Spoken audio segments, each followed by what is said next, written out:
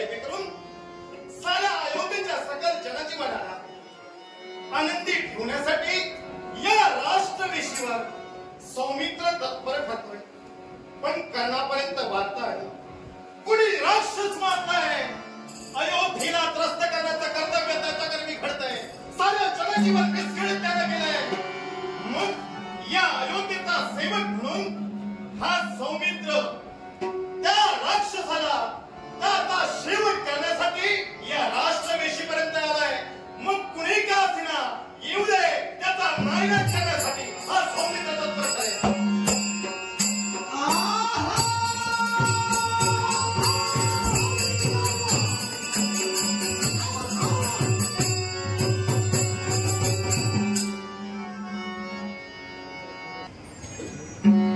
अपरिचित व्यक्ती आमच्या नजरेसमोर उभी राहिली. अयोध्येच्या राष्ट्रवेशीवर तुम्ही येऊन ठरला.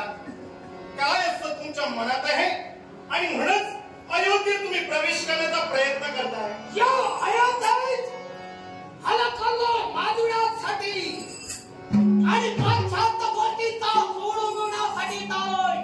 पाश्चात्य गोष्टीचा सूड उगवण्यासाठी तुम्ही परत आला?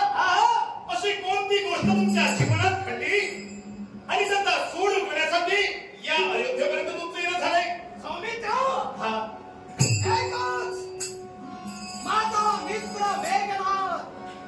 त्या मेघनाथाला कुणी मारिलं? मेघनाथाला मीच मारिलं. थांबा, तुम्ही या अयोध्येच्या राष्ट्रवेशीपर्यंत आलात. तुम्ही आहात तरी कोण? तुमचं नामविधान काय?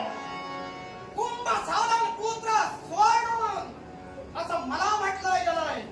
माझं नाव हिरण्यमाई. हिरण्यम, काय असा अपराध या अयोध्येच्या जनतेला तुझा केला आणि म्हणूनच या अयोध्येच्या जनतेला त्रस्त करण्याचं कार्य तुझ्या कर्मी घडलं? या सर्व स्वाला जबाबदार तुम्ही बंधू आहात.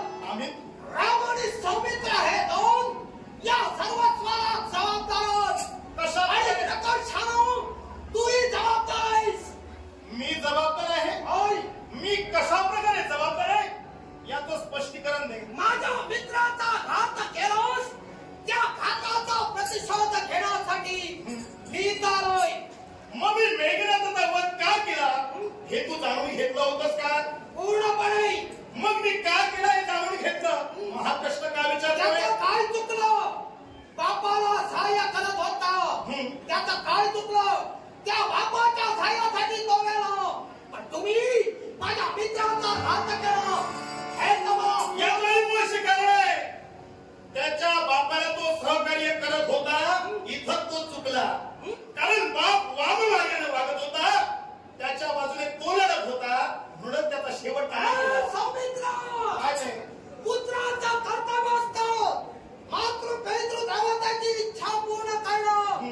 मग त्या माझ्या मित्रानं आपलं पुत्र कर्तव्य पूर्ण केलं. यात तो चुकला तो कसा? एकच गोष्ट, ज्या रावणानं माझ्या सीतामाईचा चौर्य कर्म केलं, मग माझ्या सीतामाईसाठी तिचा अपमानाचा सूड करण्यासाठी मी त्याचा घात केला. काय चुकलं माझं?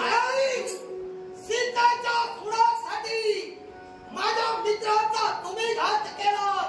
पण मला सांग रे, तुझ्या बापानं त्या बालकाचा एका बालकाचा घात केला. ते बापच नव्हे का? मला सावण बाळ, त्याचा घात तुझ्या बापानं केला तेव्हा पाप नव्हतं काय? तू आता विचारायला आलायस? एवढे दिवस होताच कुठे? होताच कुठे एवढे? कल्पना होती मला. कारण असंच विचारणार आणि म्हणून तुला पूर्व इतिहास सांगतोय. असं विचारायला पाहिजे. ज्यावेळी रावणाचं युद्ध सुरू झालं तेव्हा त्या युद्धात रावणाच्या सहाय्यासाठी मी येत होतो. तेव्हा सेनेनं माझा मार्ग अडविला म्हणून तू सुटलास. अन्यथा माझ्या सामर्थ्यानं ते युद्ध केव्हा संपविलं. तुझ्या सामर्थ्याने संपवलं असतं ते आता सांगायला येऊ नको. ज्यावेळी युद्ध झालं त्यावेळी यायला हवा होता. तुझ्या स्वार्थासाठी तू स्वर्ग लोकात गेलास. आता सांगू नको. काय ते गेलो नाही. येत होतो तर रावणाच्या युद्धासाठी माझा देवताने आणला हे लक्षात घे. देवताने आणला काय लिहिला? काय करण्यासाठी तू तिथपर्यंत गेला होतास? रावणाच्या युद्धात रावणाच्या सहाय्यासाठी जात होतो.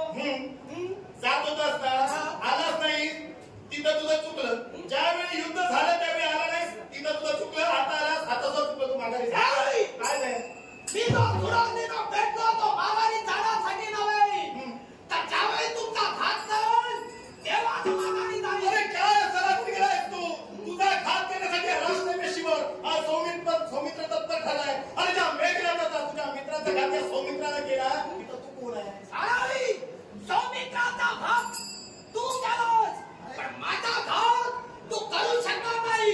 माझ्या घातासाठी शस्त्र उगारशील तत्पूर्वी तुझे प्राण गेले नसतील. एवढे दिवसाने आलाय, जरा जपून शब्द वापर. सौमित्र मी आहे, माझा घात मी कसा करणार? मी तुझा शेवटच करणार. माझा शेवट करण्यासाठी आलाय? हे तुझं स्वप्न आहे आणि ते स्वप्न कधीच साकार होणार नाही, एवढं मात्र लक्षात ठेव. माझं स्वप्न उगारशील पाहिजे, ते स्वप्न पूर्ण केल्याशिवाय शांत बसतो. कोणत्या तुझं स्वप्न पूर्ण करतोय हे प्रत्यक्ष मला पाहायचं. ये रे सा. संसार